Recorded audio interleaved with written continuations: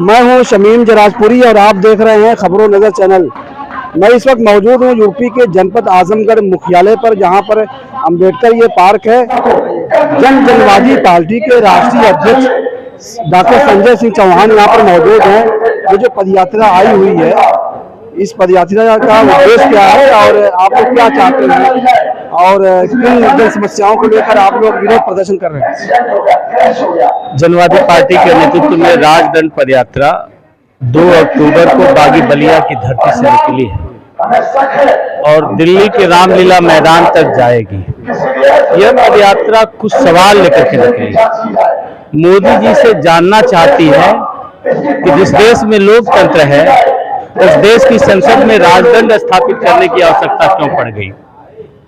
राजदंड स्थापित करके देश के 140 करोड़ जनता को मोदी ने सशंकित कर दिया है कि शायद जो आरएसएस का हिडन एजेंडा था, बाबा साहब भीमराव अंबेडकर के संविधान को कमजोर करना, लोकतंत्र को कमजोर करके देश में पुनः राजतंत्र लाने की, उसकी शुरुआत नरेंद्र मोदी जी ने राजदंड स्थापित करके कर दिया है। तो इस देश के वासियों को आगाह करने के लिए हम लोग इस राजदंड यात्रा को लेकर के चल रहे हैं। इस राजदंड यात्रा से हम यह भी पूछना चाहते हैं नरेंद्र मोदी जी से कि आप 1 नेशन 1 इलेक्शन की बात करते हैं, कोई बात नहीं है, लेकिन 1 नेशन 1 एजुकेशन की बात कब करेंगे? जो शिक्षा राष्ट्र का निर्माण करती है, उस शिक्षा को आप समान शिक्षा लागू करने का बात कब करेंगे? जब शिक्षा में ही दोहरा मापदंड है तो 2 तरह का भारत बनेगा। और यह आरएसएस की सोच है कि एक मजदूर तबका रहे और एक पूंजीपति वर्ग रहे। उस तरफ बीजेपी बढ़ रही है और नरेंद्र मोदी बढ़ रहे हैं। देश में इतने सालों की आजादी के बाद भी समान शिक्षा की व्यवस्था लागू नहीं हो पाई, यह दुर्भाग्यपूर्ण है।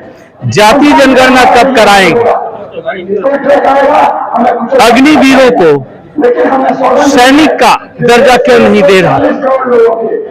क्या यही कारण था कि सीडीएस रावत इस बात को मंजूरी नहीं दे रहे थे तो उनकी हत्या हो गई या हत्या कराई गई? उस हत्या की कोई जांच हुई है कि नहीं हुई है? अगर हुई है तो उसका स्पष्टीकरण देश की जनता के सामने दिया जाए।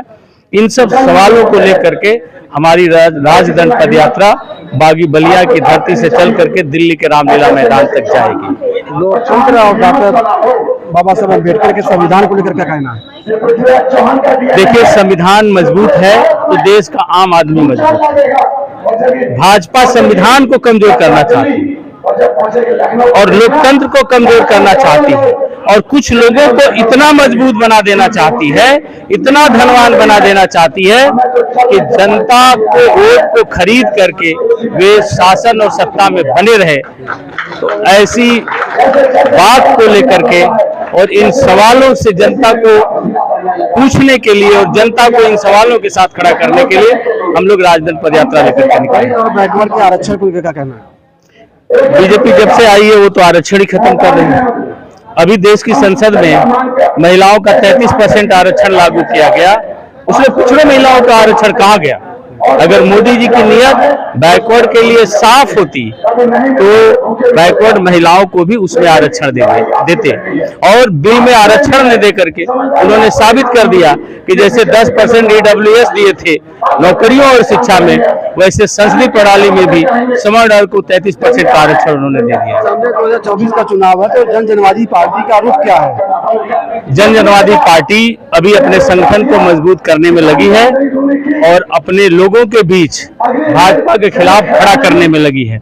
और जनवादी पार्टी पहले से भी अखिलेश यादव जी के गठबंधन में रही है और अभी भी हम उनके गठबंधन में हैं और आगे भी 2024 का चुनाव हम लोग मिलकर लड़ेंगे। ये थे जनवादी पार्टी के राष्ट्रीय अध्यक्ष डॉक्टर संजय सिंह चौहान, जो खबरों नजर चैनल से बातचीत कर रहे थे। हमारे साथ खबरों नजर चैनल से बातचीत करने के लिए मौजूद है बीडी सिंह यादव जी। बीडी सिंह यादव, प्रधान राष्ट्रीय महासचिव जनवादी पार्टी।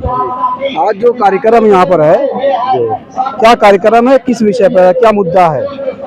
आज हम लोग की पदयात्रा 2 अक्टूबर 2023 से शुरू होकर मऊ होते हुए यहाँ आजमगढ़ पहुँची है।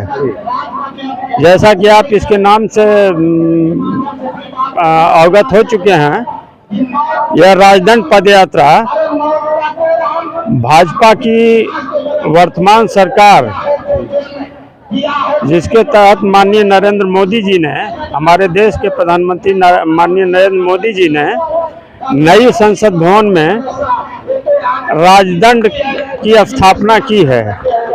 राजदंड की स्थापना का तात्पर्य यह है कि वो राजतंत्र कायम करना चाहते हैं इस देश में। इसको लेकर हम लोग और तमाम बातें हैं जो कि आम पब्लिक से संबंधित हैं, जैसे जातिवार जनगणना का मुद्दा, जातिवार जनगणना का मुद्दा, आरक्षण का मुद्दा, महिला आरक्षण बिल 2023 का मुद्दा, इन्हीं तमाम मुद्दों को लेकर, किसानों का मुद्दा, जैसे किसानों की आय दुगनी करने का मुद्दा है, लेकिन किसानों की आय दिन प्रतिदिन कम होती जा रही है, बजाय दुगनी होने के इस सरकार में लगातार किसानों की आय घटती जा रही है। उसका मुख्य कारण है कि बीज, दवा, खाद और बिजली तथा डीजल के दाम उत्तरोत्तर बढ़ते गए हैं और जो सामग्री किसानों से संबंधित है उनका दाम भी बढ़ा है बेतहाशा। तो जो भी सामग्री, जो भी कृषि यंत्र हैं, इन सब पर, या डीजल है, इन सब पर भाजपा सरकार को टैक्स फ्री करना चाहिए ताकि किसानों की आय बढ़ सके। दोगुनी तो संभव अभी तक नहीं हो सकी है, लेकिन किसानों की आय बढ़ सके। इसके अतिरिक्त हम लोग जैसे शिक्षा मित्र हैं, शिक्षा मित्रों का मुद्दा, रसोइयां हैं, रसोइयों का मुद्दा, तमाम पहले की पुरानी पेंशन व्यवस्था के मुद्दे को लेकर हम लोग यह राजदंड पदयात्रा निकाले हैं, जो कि बलिया से चलकर लखनऊ होते हुए दिल्ली तक जाएगी। दिल्ली में किसान घाट से चलकर फिर रामलीला मैदान में एक बड़ी रैली का आयोजन होगा, जो कि इस सरकार की गलत नीतियों को लेकर यह रैली निकाली गई है और यह दिल्ली के रामलीला मैदान में एक बड़ी रैली का आयोजन कर यह यात्रा स्थगित कर दी जाएगी। इस पदयात्रा का नेतृत्व कौन कर रहा है? इस पदयात्रा का नेतृत्व जनवादी पार्टी के राष्ट्रीय अध्यक्ष डॉक्टर संजय सिंह चौहान कर रहे हैं। आए हुए हैं? जी हाँ। ये थे बीडी सिंह यादव जी, जो खबरों नगर चैनल से बातचीत कर रहे थे। जनवादी पार्टी की ये पदयात्रा विभिन्न जनपदों से होते हुए आजमगढ़ जनपद में पहुंची है और ये जो अम्बेडकर पार्क है, महता पार्क है, यहाँ पर ये पदयात्रा पहुंची है। आप देख सकते हैं कि तमाम जनवादी पार्टी के जो नेता हैं, जो कार्यकर्ता हैं, जो समर्थक हैं, यहाँ पर पहुंचे हुए हैं और यहाँ पर जो है जनवादी पार्टी के नेताओं का संबोधन हो रहा है। विभिन्न मुद्दों को लेकर, विभिन्न जो है समस्याओं को लेकर, जन समस्याओं को लेकर, मांगों को लेकर ये लोग आवाज उठा रहे हैं और जनता के बीच में जा रहे हैं। खबरों नजर चलने के लिए शमीम जराजपुरी, आजमगढ़। ताज़ा और तमाम खबरों को देखने के लिए हमारे चैनल को सब्सक्राइब करें। वीडियो पसंद आए तो लाइक और शेयर करें। खबर और विज्ञापन के लिए संपर्क करें।